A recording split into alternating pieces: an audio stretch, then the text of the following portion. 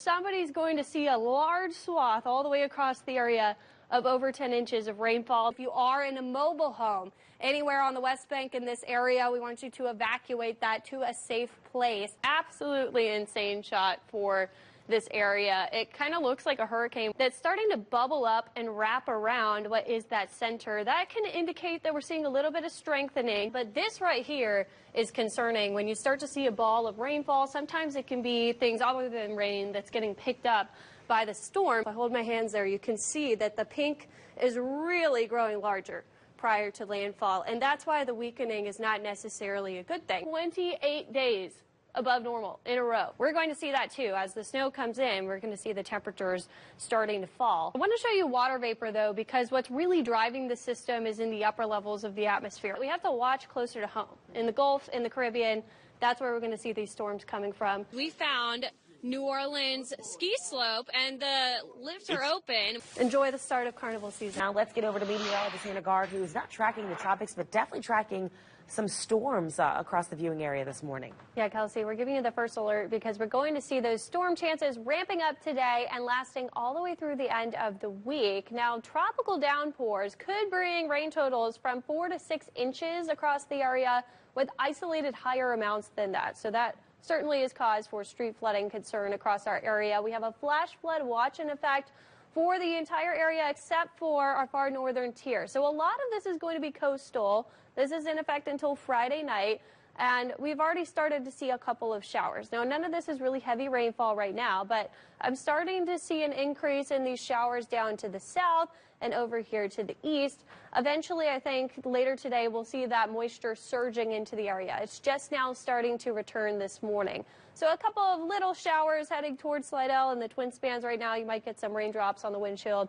Same with Homa. You do have a downpour coming toward you, but that's about all that we're seeing inland right now. But the low that's causing this, it's a broad low, is all the way down here near Texas still. So the closer it gets to us, because it's going to be lifted north throughout the course of today and tomorrow, it's going to cause more rain. So right now we're just kind of on the outskirts of this disturbed weather, and we're starting to see the surge in tropical moisture returning.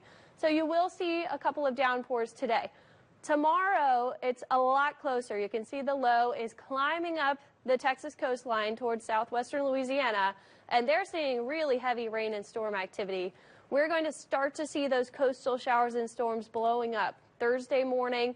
Thursday looks like the heaviest rainfall for the entire area, but then even into Friday, this modeling is trying to close off the low over the Gulf, which is something we have to watch for. We talk about that homegrown tropical threat. The Gulf is warm. We're into peak hurricane season. We need to watch each of these systems. So heavy rain Friday morning, and then you continue to see it spin offshore, but we have a cold front coming down that ultimately throughout the day, Saturday, is going to start to push this out.